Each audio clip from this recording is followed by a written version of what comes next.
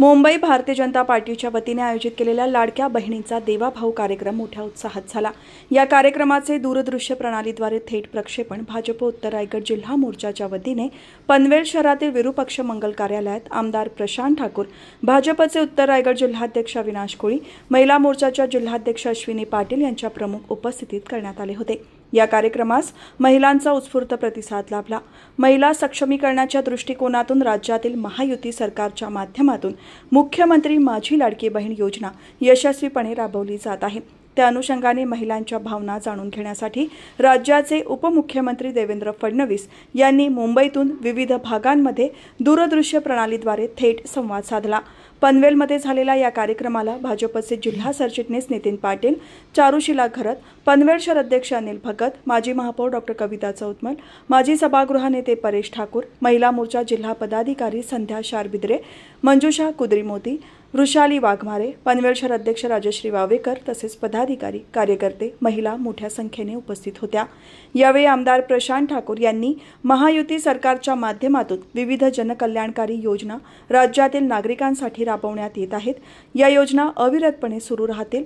सध्याचे मुख्यमंत्री एकनाथ शिंदे हे कार्यक्षम आहेत, नाहीतर त्यांच्या आधीचे मुख्यमंत्री घरून फेसबुकवरून कारभार पाहायचे।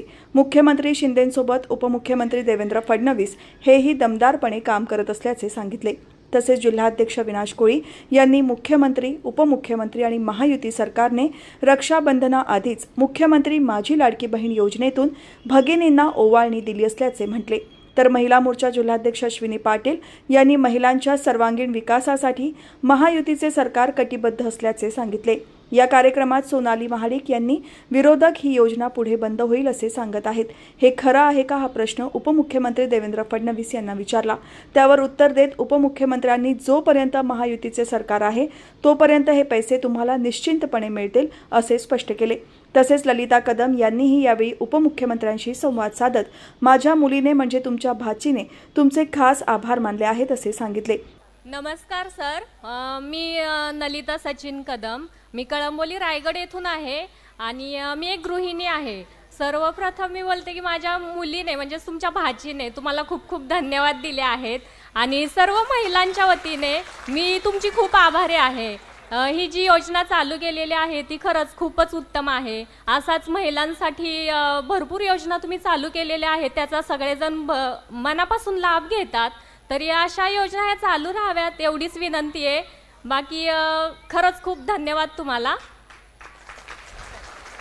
देवाभाऊ, बहिणी तर आभार मानतात पण भाचीने सुद्धा तुमचे आभार मानले। वाह वाह, थँक्यू, धन्यवाद। मी सोनाली सुनील महाडिक, मी एक गृहिणी आहे, पनवेलला राहते। देवाभाऊ, ते उद्धव ठाकरे म्हणतात की लाडकी बहिणी योजना बंद होणार आहे, खरंच बंद होणार आहे का? परत एकदा ताई प्रश्न विचारा, परत प्रश्न विचारा। देवाभाऊ, ते उद्धव ठाकरे म्हणतात लाडकी बहिणी योजना बंद होणार आहे, खरंच बंद होणार आहे का? खूप चांगला प्रश्न तुम्ही विचारला। विरोधकांच्या पोटात दुखायला लागलं। तुमचे जे सावत्र भाऊ आहेत ते सावत्र भाऊ हे सांगतात की लाडकी बहीण योजना बंद होणार आहे, पण काळजी करू नका, जोपर्यंत आपलं सरकार आहे तोपर्यंत ही योजना बंद होणार नाही। यावेळी महिलांनी आणलेल्या राख्या जमा करण्यात आल्या। या राख्या उपमुख्यमंत्री देवेंद्र फडणवीस यांना पाठवण्यात येणार आहेत। त्याचबरोबर उपस्थित महिलांनी आमदार प्रशांत ठाकूर यांनाही राख्या बांधल्या। या कार्यक्रमामध्ये लाडकी बहीण योजनेचे 1400 फॉर्म भरणाऱ्या हरजिंदर कौर यांच्यासह इतर महिलांचे कौतुक करण्यात आले। आपल्या महाराष्ट्राचे आपल्या सर्वांचं लाडकं नेतृत्व राज्याचे माजी मुख्यमंत्री आणि आत्ताचे आपले उपमुख्यमंत्री माननीय देवेंद्र फडणवीसजी यांच्या आपल्या सर्वांच्या वरती असलेल्या प्रेमापोटी महाराष्ट्र राज्यामध्ये सुरू झालेली योजना म्हणजे मुख्यमंत्री माझी लाडकी बहीण योजना। या योजनेचा शुभारंभ हा आपल्या राज्यामध्ये सुरू झाला आणि एका पाठोपाठ या महाराष्ट्रामध्ये कालपर्यंत 1 कोटीपेक्षा जास्त भगिनींना 2 महिन्याचे 3,000 रुपये जमा झालेले आहेत आणि त्या निमित्तानं माननीय देवेंद्र फडणवीस साहेबांचं आज संपूर्ण राज्यभरामध्ये अभिनंदन करणारे कार्यक्रम तुम्ही स्क्रीनवर पाहिले असतील. वेगवेगळ्या ठिकाणी आज एकाच वेळेला हे सगळे कार्यक्रम होत आहेत. अर्थात प्रत्यक्षरित्या देवेंद्रजी आपल्या सर्वांचे देवाभाऊ प्रत्यक्षरित्या उपस्थित नाही राहू शकत, पण म्हणून त्यांनी मुंबईमध्ये उपस्थित राहायचं आणि सगळ्या बहिणींना आपण त्या त्या तालुक्याच्या ठिकाणी जिल्ह्याच्या ठिकाणी बोलवायचं असं ठरवलं आणि म्हणून आजचा कार्यक्रम हा आपला पनवेलमध्ये होतोय.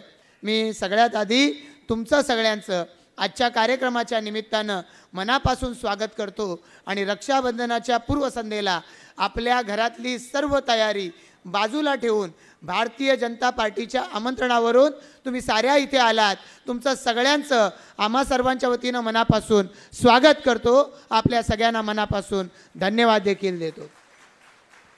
खरं तर भगिनींनो, आज हा जो दिवस भारतीय जनता पार्टीच्या आम्हा सर्व कार्यकर्त्यांना पाहायला मिळतोय, याच्यासारखा आनंदाचा क्षण दुसरा कुठला असू शकत नाही. आपण सर्वजण गेल्या काही वर्षांमधलं राजकारण पाहतोय. आपण सर्वजण गेल्या काही वर्षांमधलं देशाचं बदलतं राजकारण देखील पाहतोय. 2014 साली या देशाचे पंतप्रधान म्हणून नरेंद्र मोदीजींनी सूत्र हातात घेतली आणि 2014 सालाच्या आधी ज्या देशाला महागाईने ग्रासलं होतं ती महागाई कमी व्हायला सुरुवात झाली. ज्या देशामध्ये सर्वसामान्य माणसाचा आवाज ऐकला जात नव्हता तो आवाज प्रखर व्हायला सुरुवात झाली आणि जिथे महिला दूषित, पीडित, शोषित असं तिचं वारंवार भाषणांमधून वर्णन केलं जात होतं, ती महिला अबला न बनता सबला व्हायला सुरुवात झाली. आणि एकीकडे महिलांच्या सक्षमीकरणासाठी आपण काम केलं पाहिजे असं म्हणणाऱ्या सरकारांना महिलांच्या नेतृत्वाखाली आता विकास झाला पाहिजे असं म्हणण्या इतकी ताकद आलेली आहे. याचं कारण आज मोदीजींचं डोळस नेतृत्व आहे आणि म्हणूनच आपण पाहू शकू एक ना एक अनेक योजना मोदीजींनी या देशामधल्या महिलांसाठी आणल्या आणि त्याचाच कित्ता गिरवत मुख्यमंत्री म्हणून 2014 ते 2019 देवेंद्र फडणवीस साहेबांनी आणि आता ते त्याच्यानंतर दुर्दैवानं पुन्हा मुख्यमंत्री होऊ शकले नाही, कारण कोणीतरी कुटील राजकारण केलं आणि त्यांना मुख्यमंत्री पदावरून उतरवलं आणि मुख्यमंत्री पदावरून उतरवल्यानंतर विरोधी पक्षनेते झाले आणि 2019 ते 2022 जे मुख्यमंत्री होते ते घरकोंबड्यासारखे घरात बसून होते आणि देवेंद्रजी विरोधी पक्षनेते होते ते मात्र तालुक्यात जिल्ह्यामध्ये फिरताना तुम्ही आम्ही पाहिलेत. पूर आला, देवेंद्रजी त्या ठिकाणी गेले. आपल्याकडे चक्रीवादळ आली, देवेंद्रजी कोकणामध्ये आले. आपल्याकडे कोविड आला, जिल्ह्यामधल्या आरोग्य व्यवस्था पाहण्यासाठी देवेंद्रजी त्या ठिकाणी गेलेले आपण सगळ्यांनी पाहिलेले आहेत. मोदीजींच्या एक योजना मी तुम्हाला सांगण्याची गरज नाही. आपलं जनधन खातं काढलं गेलं, उज्ज्वला योजना, त्याचवरून प्रधानमंत्री मातृवंदन योजना की ज्याच्या माध्यमातून आपल्यातल्या या ठिकाणी ज्या भगिनी बाळंत होतात त्या बाळंत काळामध्ये त्यांचा आहार चांगला राहावा याच्यासाठी 5,000 रुपये हे त्यांना त्या काळामध्ये पोषणासाठी मिळत आहेत. बाळाचा जन्म झाल्यानंतर ते बाळाचं स्वागत करण्यासाठीचं किट आपल्या गावामधल्या आशा सेविका आपल्यापर्यंत पोचवतात. या व्यतिरिक्त एक ना एक अनेक योजना मला सांगता येतील, पण मला त्या सांगण्यापेक्षा आपण त्या अनुभवलेल्या आहेत. कोविडचा काळ होता, त्या कोविडच्या काळामध्ये आपलं जनधन खातं कधीतरी काढलं गेलं म्हणून कोविडच्या काळामध्ये 3 महिने आपल्या खात्यावर 500 रुपये हे त्या ठिकाणी टाकले जात होते. हे आपण सगळ्यांनी पाहिलेलं आहे आणि त्यामुळे निश्चितपणानं हे ज्या पद्धतीनं मोदीजींच्या नेतृत्वाखालचं सरकार काम करतं तसं आम्ही काम केलं पाहिजे असं जेव्हा आपलं सरकार पुन्हा 2022 साली एकनाथ शिंदे साहेबांच्या नेतृत्वाखाली आलं. विचार करूया, ज्या व्यक्तींनी 5 वर्ष मुख्यमंत्री म्हणून काम पाहिलेलं आहे त्या व्यक्तीला भारतीय जनता पार्टीच्या नेतृत्वानं आग्रह धरला की तुम्ही आता या सरकारमध्ये गेलं पाहिजे, तुम्ही भारतीय जनता पार्टीसाठी नाही तर जनतेसाठी उपमुख्यमंत्रीपद स्वीकारलं पाहिजे, कारण तुमच्याकडे मुख्यमंत्रीपदाचा 5 वर्ष अनुभव आहे तुमच्याकडे आणि त्यामुळे त्या अनुभवाचा वापर जनतेसाठी झाला पाहिजे. आणि मग एकदा मुख्यमंत्री राहिलेल्या देवेंद्रजींनी मान्य केलं की आता आपण उपमुख्यमंत्री पक्ष आदेश देतोय ना, तर उपमुख्यमंत्री होऊया. आणि म्हणूनच या ठिकाणी आपण पाहिलं देवेंद्रजी उपमुख्यमंत्री झाले. अर्थात शिंदेसाहेब मुख्यमंत्री आहेत, देवेंद्र फडणवीस साहेब उपमुख्यमंत्री आहेत, अजितदादा उपमुख्यमंत्री आहेत. 3 जणांचं 3 पक्षांचं सरकार आहे, महायुतीचं सरकार आहे. त्यामुळे 3 लोकांची नावं घेऊन मुख्यमंत्री उपमुख्यमंत्री अशा काही सगळ्या योजना येऊ शकत नाहीत. त्या योजनेला छोटं नाव दिलं गेलं पाहिजे. आपल्याला आठवतं आहे अटल बिहारी वाजपेयीजी भारतीय जनता पार्टीचे पहिले पंतप्रधान झाले. ते पंतप्रधान झाल्यावर त्यांनी सगळ्यात मोठा या देशामधला काय बदल केला असेल तर त्यांनी हा बदल केला की त्यांनी एक देशभरामध्ये खूप मोठ्या प्रमाणात रस्ते ग्रामीण भागातल्या जोडणाऱ्या कामांना सुरुवात केली. आणि पूर्वीची सरकारं काँग्रेसची असायची. मग काँग्रेसच्या काळात काय व्हायचं, नवीन बंदर आलं नाव द्या जवाहरलाल नेहरू पोर्ट, नवीन कुठली योजना आणली त्याला नाव द्या इंदिरा गांधी आवास योजना, त्यांच्यानंतर राजीव गांधी आवास योजना, कुठलं विद्यापीठ झालं नाव द्या इंदिरा गांधी विद्यापीठ, कुठली योजना आली की नाव द्या त्याला इंदिरा गांधी वृद्धापकाळ सहाय्य योजना. म्हणजे गांधी परिवार नेहरू यांच्या नावानं सगळ्या योजना या त्यांनी देऊन टाकल्या, जेणेकरून त्यांना वाटलं की ही नावं दिली की आपल्याला मतं पक्की. आणि त्यामुळे त्यांच्या नावांनीच सगळ्या योजना भरून गेल्या. अटल बिहारी वाजपेयींनी सुरुवात केली. त्यांनी सांगितलं की आता या गावांना जोडणाऱ्या योजनेला नाव प्रधानमंत्री ग्राम सडक योजना असं द्यायचं. आणि हजार मतदार आपल्या लोकसंख्येची गावं ही आता प्रधानमंत्री ग्राम सडक योजनेच्या माध्यमातून जोडली गेली. जेव्हा देवेंद्रजी मुख्यमंत्री झाले त्यांनी याची सुरुवात केली. त्यांनी आणली मुख्यमंत्री पेयजल योजना, त्यांनी आणली मुख्यमंत्री ग्राम सडक योजना. आणि त्यामुळे गावागावांचे रस्ते आता कॉन्क्रीट होताना आम्ही पाहू शकतोय. तुम्ही इथं या ठिकाणी शहरातून आला असाल, तुम्ही गावातून आला असाल, पण ज्या गावातून तुम्ही या पनवेल तालुक्यात आलेला आहात त्या गावामध्ये आज जर रस्ते होत आहेत तर त्याच्या पाठीमागे अटल बिहारी वाजपेयीजी, नरेंद्र मोदीजी आणि देवेंद्र फडणवीसजी यांच्या प्रेरणा आहेत. आणि त्यामुळे अनेक योजना आता मुख्यमंत्री या नावानं सुरू होतात. आणि तशीच आपली ही योजना मुख्यमंत्री लाडकी बहीण योजना. आजचा हा कार्यक्रम जो आहे हा आजचा कार्यक्रम आपल्या सगळ्यांसाठी एक आनंदाची पर्वणी आहे. आपल्या सगळ्यांना माहिती आहे की आजचा हा कार्यक्रम म्हणजे आपल्याला जी रक्षाबंधनाची भेट दिलेली आहे तो भेट दिल्याचा आपण सगळ्यांनी आनंद व्यक्त करण्याचा आजचा दिवस आहे.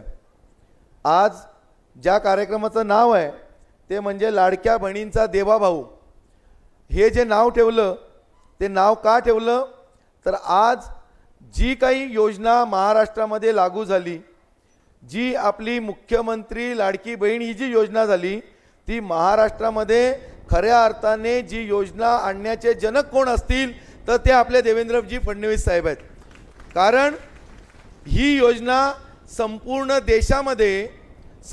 देशामध्ये पहिल्यांदा ही योजना कोणी राबवली असेल तर मध्य प्रदेशचे मुख्यमंत्री, तत्कालीन मुख्यमंत्री माननीय शिवराज सिंग चौहान साहेब यांनी मध्य प्रदेशमध्ये ती योजना राबवली. आणि आता त्यावेळेला ते मुख्यमंत्री होते, आता ते देशाचे कृषी मंत्री आहेत. त्या शिवराज सिंग चौहानांनी काही वर्षापूर्वी मध्य प्रदेशमध्ये ही योजना आणली आणि ती आजपर्यंत चालू आहे. कारण मध्य प्रदेशमध्ये सातत्याने भारतीय जनता पार्टी सरकार आहे. त्याच्यामुळे आपल्याला ही योजना पुन्हा सातत्याने जर आपल्याला मिळायची असेल, या योजनेचा लाभ मिळवायचा असेल तर आपल्याला महाराष्ट्रामध्ये सुद्धा भारतीय जनता पार्टीच्या नेतृत्वाखालचं सरकार आणायचं असेल आणि राज्यामध्ये जर सरकार आणायचं असेल तर आपले भाऊ सगळ्यांचे लाडके आमदार माननीय प्रशांत दादांना पुन्हा एकदा आपल्याला आमदार म्हणून बहुमताने निवडून आणायला लागणार आहे. मगाशी मी सांगितलं की या कार्यक्रमाचं नाव देवाभाऊ का ठेवलं तर गेल्या वर्षी दिल्लीमध्ये ज्या वेळेला एक मीटिंग सुरू होती त्या मीटिंगमध्ये शिवराज सिंग चौहान साहेब आणि माननीय देवेंद्रजी फडणवीस साहेब यांच्या दोघांमध्ये चर्चा झाली आणि त्यांनी सांगितलं की महाराष्ट्रामध्ये जसं तुम्ही मध्य प्रदेशमध्ये केलं तसंच माझ्या डोक्यामध्ये आहे आणि त्यासाठी मी सातत्याने पाठपुरावा करीन आणि ती योजना महाराष्ट्रामध्ये पण करीन. गेल्या वर्षीपासून त्यांनी हे डोक्यात घेतलं. नियम अटी सगळे लागू केले आणि त्याच्यानंतर हे तत्कालीन आत्ता जे सगळे सरकार आहे त्या सरकारच्या सगळ्या मंत्रिमंडळासमोर देवेंद्रजींनी मांडलं. त्याच्यामुळे योजनेचं नाव मुख्यमंत्री लाडकी बहीण जरी असलं तरी खऱ्या अर्थाने योजना आपल्या सगळ्यांना मिळवून दिली ती म्हणजे आपल्या देवेंद्रजी फडणवीस साहेबांनी दिलेली आहे. त्याच्यामुळे देवेंद्रजी फडणवीस साहेबांसाठी एकदा जोरदार टाळ्या वाजून आपण त्यांचं सगळ्यांचं अभिनंदन करू.